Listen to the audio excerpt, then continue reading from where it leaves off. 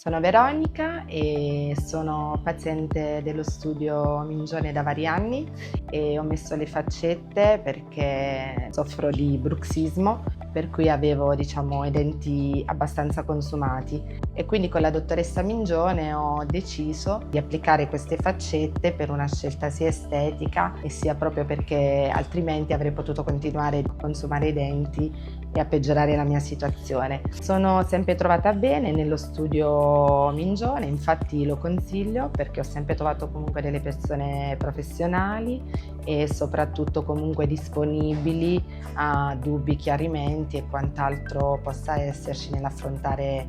un piccolo intervento di questo tipo.